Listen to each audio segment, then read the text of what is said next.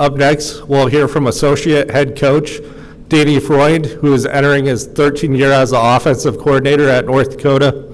Ladies and gentlemen, Danny Freund.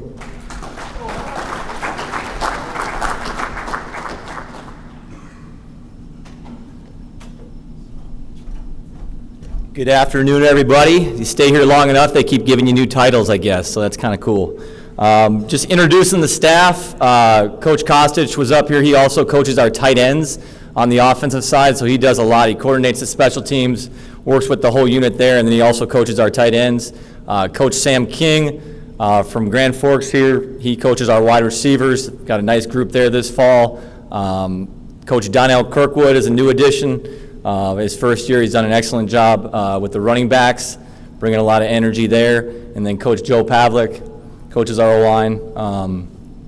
Kind of when we got hired there in 19, it was Coach King, Coach Pavlik, Coach Kostic. We've been together. It's probably our 5th year now, so it's fun coming to work every day. Those guys do an awesome job, and it's probably the most excited. Every year you're excited, but we can't wait to get going here in 9 days. Just kind of camp thoughts for the offense. Like, we've been focusing on really just becoming a connected group, really playing for each other, just kind of emphasizing that. We want a really unselfish group. We feel like we've got a lot of playmakers, but at the same time, every game is going to be different. You know, everybody's going to contribute, and we just got to continue to preach that team-first mentality. I think that's going to go a long way as the season goes on, and you play into December, January. That's where we want to be. And developing a belief and a trust. When you got a group that's tight and connected and has good leadership on the team, I think when you get in those tough games on the road in the second halves against really good teams, you know, that's when that really shows up, if you've got belief and trust. And I think just trying to create those situations in practice, but also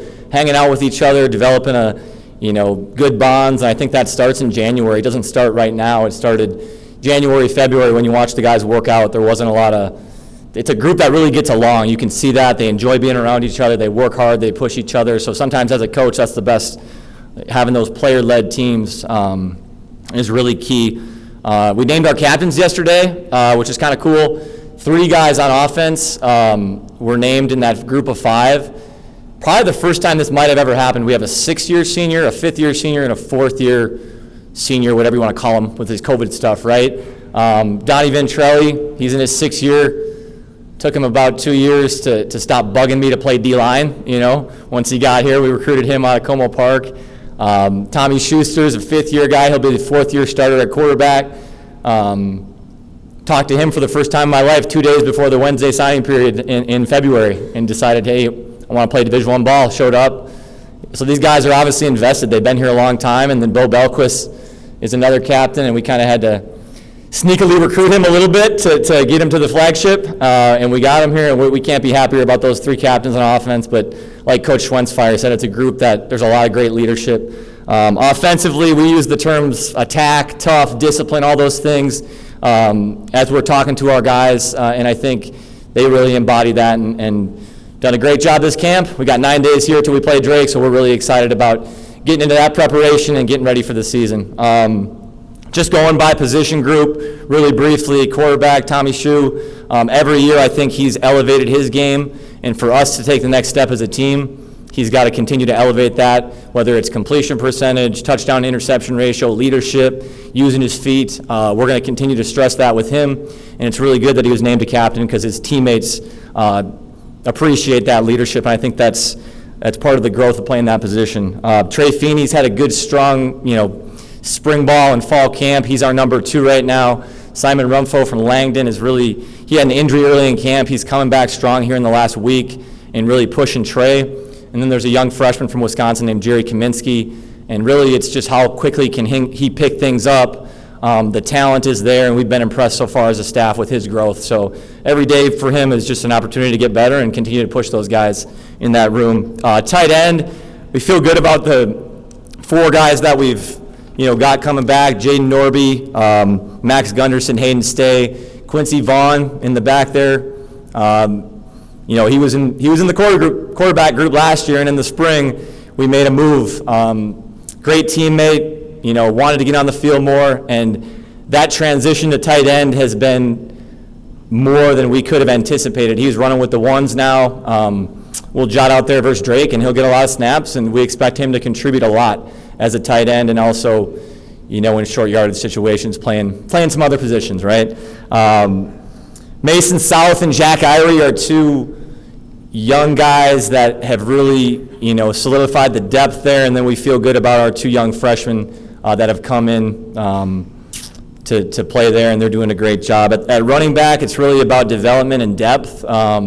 We lost an NFL guy that's on the Chargers trying to make the team, in Tyler Hoosman, and we're not totally expecting to replace, Tyler with one guy, but I feel like Isaiah Smith is really ready to go. I think we know he can run the ball. He's impressed us with his pass protection over the last year and just the way he catches the ball out of the backfield. So we expect Zay to have a great fall. Behind him, Gavin Zebarth and Luke Skokna. Really happy for Luke. He's in the crowd here tonight that he's coming back for that last year. He's healthy. He's ready to go. So we're excited for Luke. We know what he can do when he's healthy. Gavin Zebarth has all the tools. Just got to become more consistent, but he can fill that role as well. So we feel good about those guys.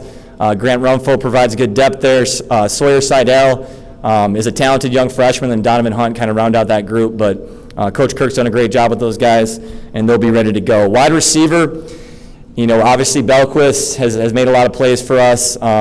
It's a deep and competitive group. It's probably the most depth we've had there in a while, and there's talent there. So I think just coming to practice every day, competing, earning those reps for the games.